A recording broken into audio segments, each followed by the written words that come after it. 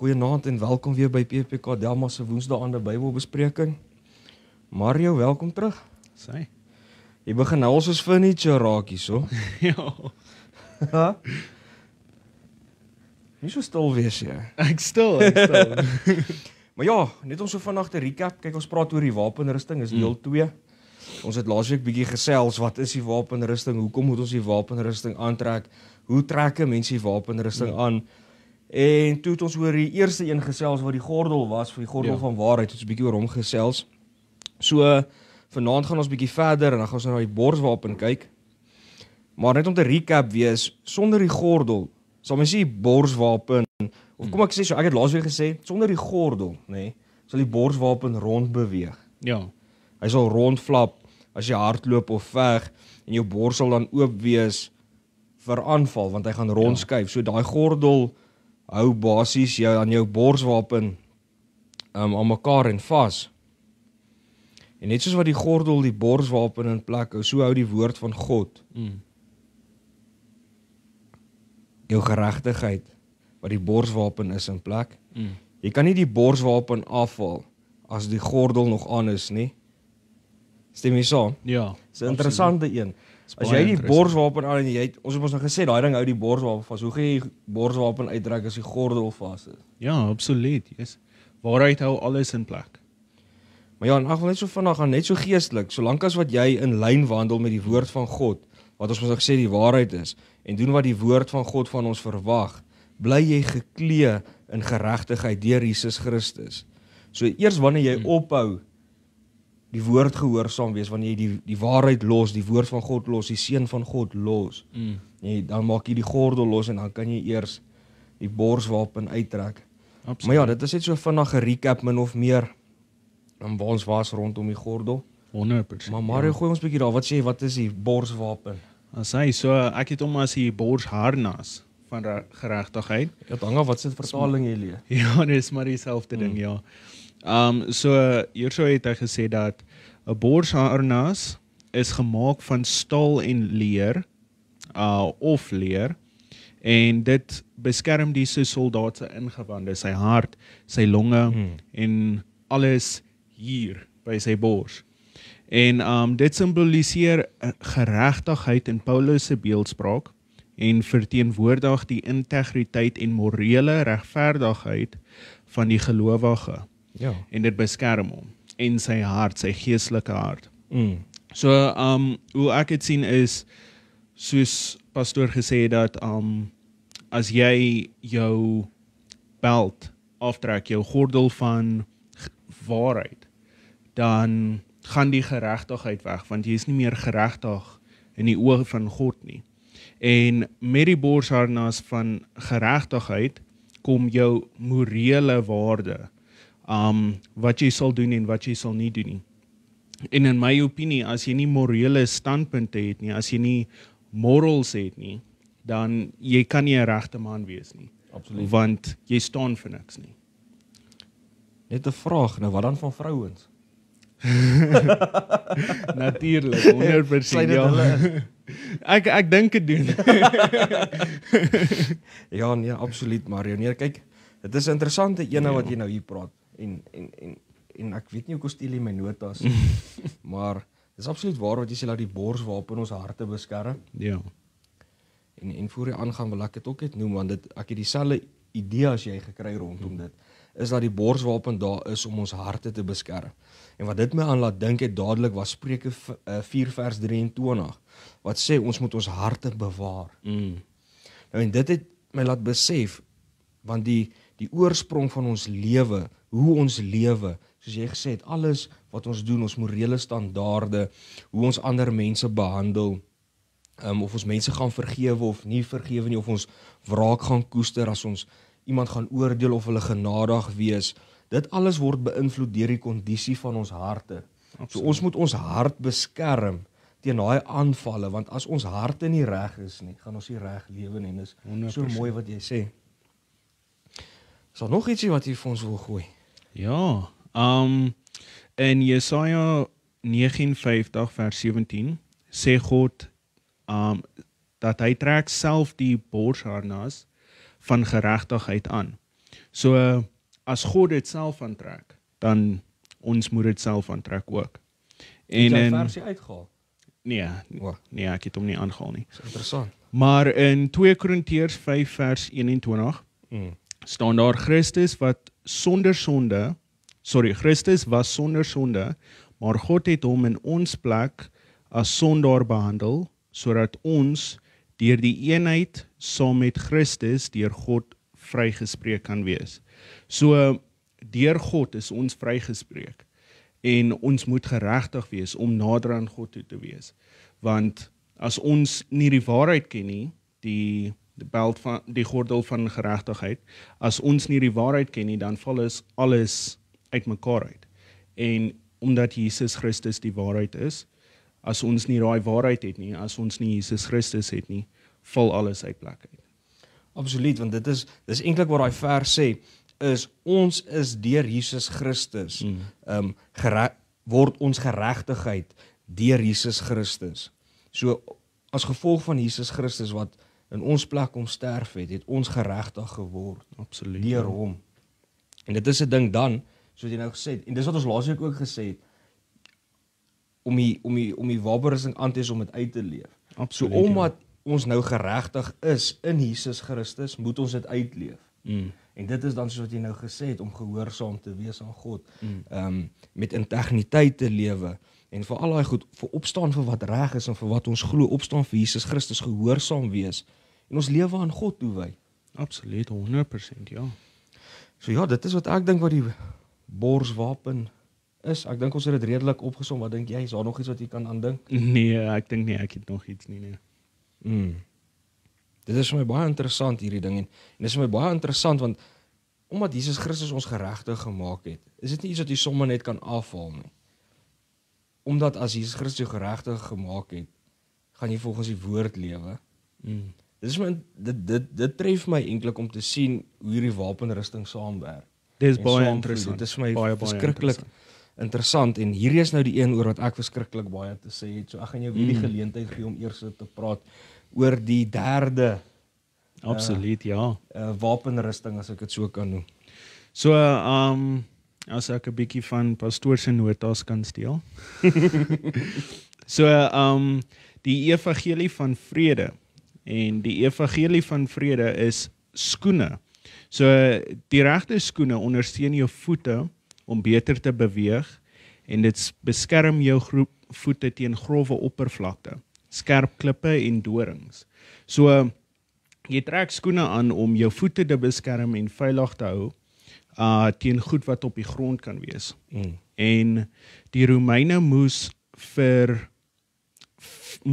afstande geloop het op ongelyke terreine.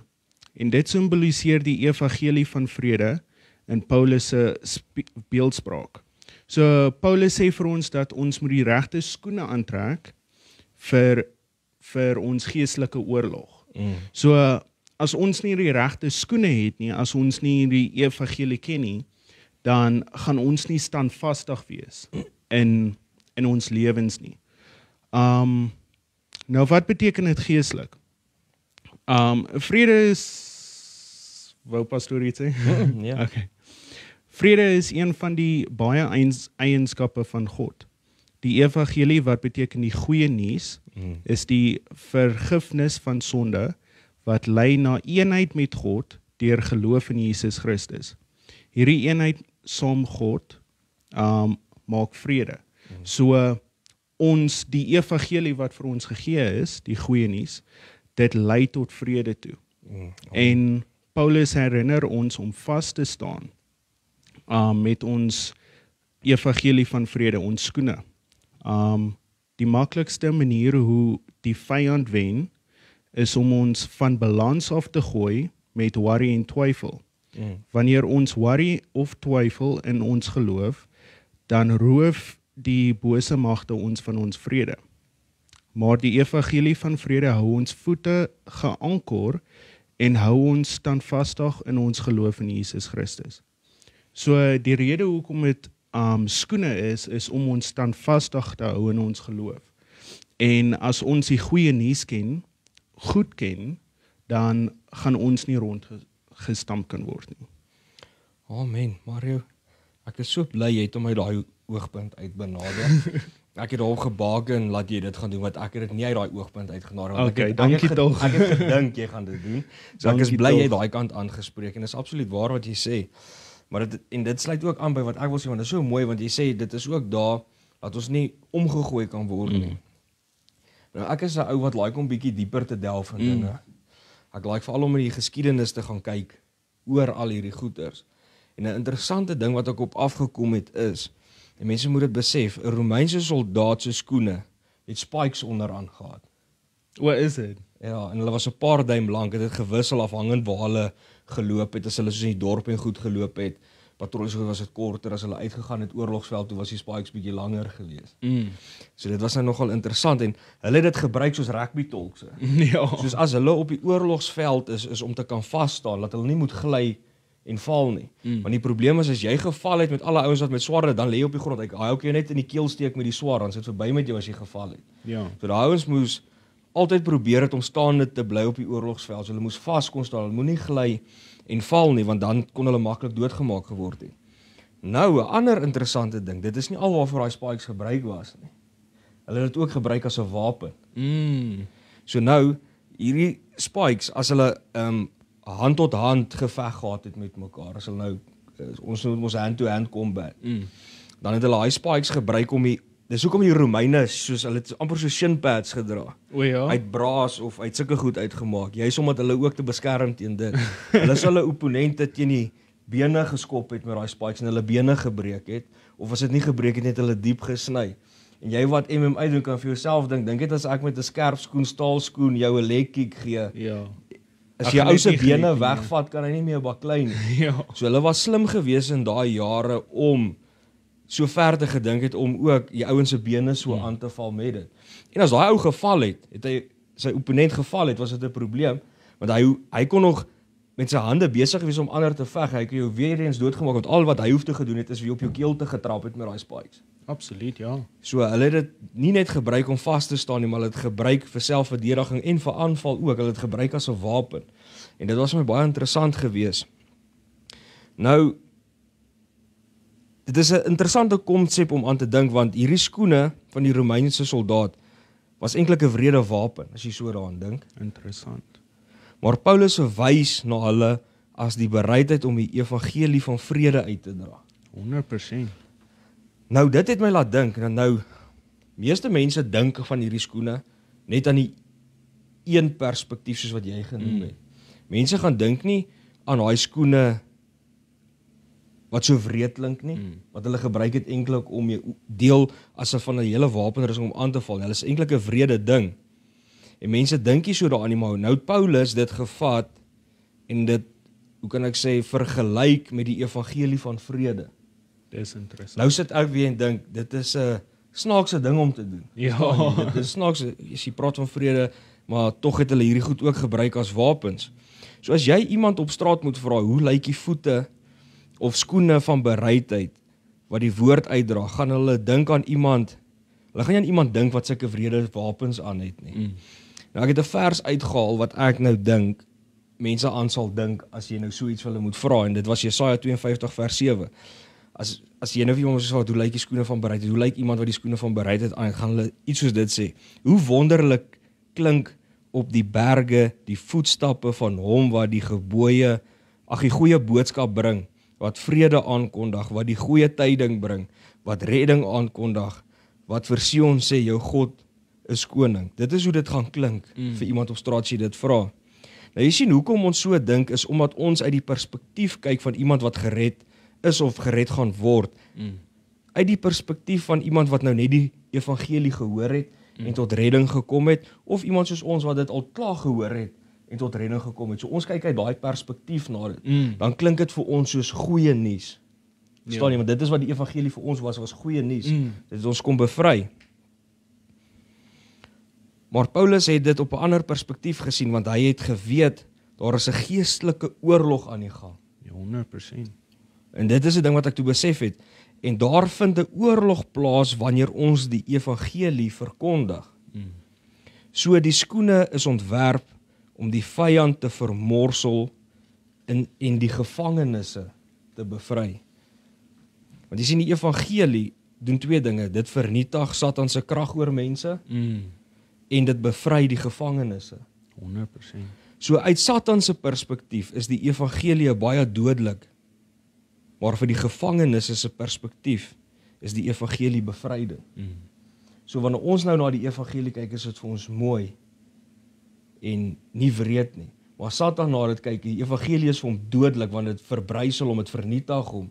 Ons vat dit wat hy probeer sy koninkryk mee bou, vernietig ons, wanneer ons die evangelie verkondig, ons val hom enklik aan. So ons moet onthou, die evangelie van vrede verpletter die vyand, en meeste van ons dink nooit daaroor nie, want ons kyk altyd deur die perspektief, omdat toe ons die evangelie gehoor het ons bevry geword. So ons kyk uit iemand wat bevry is. Weet jy wat kom nou by my op? Het is dieselfde, as jy, imagine jy was nou in 'n hostage situation, en dit is lelik, jy word gemartel, wat so byvoorbeeld soos Christene in lande soos Arabië, of waar ook al hulle Christene volg, ek weet in Nigeria het hulle ook mos nou ruk terug 'n paar dood gemaak. Nou as jy 'n gevangenis daar, nou kom ons gebruik die ouens wat almal ken, die US Navy SEALs kom daar ingebars. Vir daai ouens wat jou gevangene hou, is dit gevaar. Daai ouens skiet hulle dood en vernietig hulle, maar vir jou kom bevry dit. Nou ek dink dieselfde sien Satan dit so wanneer jy die evangelie verkondig. Is daai skoene met die spikes aan, ons verbrysel hom, ons veg teen hom, maar vir die mense wat ons bevry, is dit 'n mooi ding. En daai mooi skoene soos wat jy amper soos ek nou gelees het uit Jesaja uit. En nou 'n interessante skrif is vir my was Romeine 16 vers 20 wat sê, God wat vrede gee sal Satan spoedig onder julle voete verpletter. Is dit nie awesome nie? So, dit is interessant. Dit is presies wat gebeur. Satan verpletter onder hy skoene van bereidheid wanneer ons die evangelie uitdra. Dit is 100% interessant. En die enigste manier hoe God se vrede kan bring na die wêreld en na die individu toe is om die een te verpletter wat verantwoordelik is vir die onrus in die wêreld en ook die onrus in mense se lewens. En ons weet natuurlik wie veroorsaak dit. Dit is die bose, dit is Satan en sy maatjies wat al hierdie goed veroorsaak in die wêreld. En soos ons gesê het, uit Satan se perspektief is die evangelie baie dodelik, maar vir die gevangenes is dit bevryding. So kom ons kyk ook bietjie uit die perspektief uit 'n geestelike oorlog se punt uit. Wanneer ons onder aanval is geestelik, wat doen mense meeste van die tyd? As jy nou onder geestelike aanval is, of iemand verloor sy werk, of na hy sy beste gegee het, of wat ook al die geval is, al hierdie goed, dis nie sy skuld nie, maar hierdie vyand bly hom aanval, is dit sy huwelik, is dit sy werk, maak saak wat dit is nie.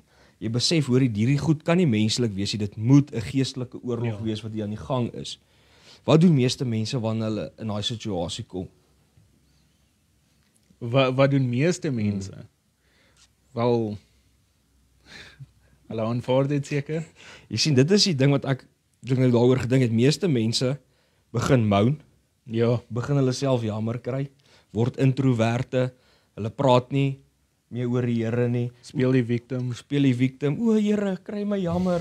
Kyk tog na my, dit gaan so sleg met my. Maar ons vergeet, ons is in 'n oorlog, in plaas daarvan om weg te hardloop, om weg te skram, om 'n introvert te wees, is ons eintlik veronderstel om op die aanval te wees. Dis interessant. En so die beste manier wanneer jy aangeval word, is om terug aan te val. En dan om die evangelie van Jesus Christus met ander mense te deel en te verkondig. Maar die ding is, meeste van die mense dink nooit so daaraan nie, want wanneer ons aangeval word, dan wil ons mos nie meer die evangelie verkondig nie. Dink bietjie daaraan kinders van die Here, as dit sleg gaan met hulle, hoor jy niemand van hulle praat oor die evangelie nie. Jy hoor niemand gaan nog steeds uit en gaan vertel vir ander mense hoe goed God is nie. Want nou wil hy dit nie doen nie, want dit gaan sleg met hom. Maar volwasse Christene deel die evangelie. Al gaan dit hoe sleg met hulle, want hy val terug aan. Ja. Hy vermorsel daai werk van die vyand en hy gaan verkondig nog steeds die evangelie van vrede. En vir my 'n baie mooi voorbeeld wat ons kan gebruik, Mario, en hy's nou nie vanaand hier nie, is pastoor Gert. So ons gaan nou 'n bietjie van hom skinder. Ja. Is ons almal weet en hy het getuig oor dit ruk terug wat hy deur 'n moeilike tyd gegaan het by sy werk, wat hy onder aanval was. Maar jy kan nooit sê dat hy opgehou het die evangelie verkondig. Hy het nooit opgehou terug aanval nie. En wat het hy gedoen? Hy het op die einde van die dag die Satan onder sy voete verbrysel en hy het bo sterker uitgekom. En dit is 'n ding wat ons as kinders van die Here moet begin besef en op daai punt kom wanneer ons onder aanval is, moet ons nie terugdeins vir die vyand nie. Ons moet terug aanval soos wat daai Romeinse soldate maak. Al moet ons skop op die Marmary met daai spikes, ons moet terug aanval en dit is om die evangelie te gaan verkondig. Maak nie saak hoe dit met ons gaan nie, ons moet nooit ooit stil bly oor dit nie. Ons moet altyd bereid wees om die evangelie te verkondig. En wanneer ons die evangelie van vrede verkondig, dan het ons die skoene van bereidheid aan. Daai is baie interessant, want mense, soos veral ek toe ek hierdie geskryf het, ek dink aan dit as net standvastigheid, maar dit is eintlik om voor te gaan, om aggressief te wees, en te vernietig wat in jou pad staan. En dit is 'n baie interessante manier om dit te sien, want veral soos mense wat nie glo nie, veral, ek was tot ewendag gewees, as jy die evangelie hoor, of jy sien dit, dan sê jy van, jy voel aangeval, want iets binne jou word net aangesteek, asof jy nie van dit hou nie, maar as jy aan die ander kant is, en jy is gelowig, dan sien jy dit as 'n mooi ding, as 'n goeie ding. Maar omdat jy aan hierdie kant is en jy sien dit so mooi, dan sien jy dit nie as die wapen wat dit is aan die ander kant nie. Dis 'n baie interessante manier om dit te sien. Want soos ek sê, dit is so mooi, dieselfde ding wat die Satan sien as vernietiging, was vir ons bevryding gewees. Dit ons kom red. Ons was gered gewees deur die evangelie, as gevolg van iemand wat bereid was om hy skoene aan te getrek het, 100%. En oorlog te gevoer het, die evangelie te verkondig het, die duisternis verpletter het, maar ons kom wen het. Ons kom red het uit die gevangene uit, wat ons kom bevry het deur die krag van Jesus Christus.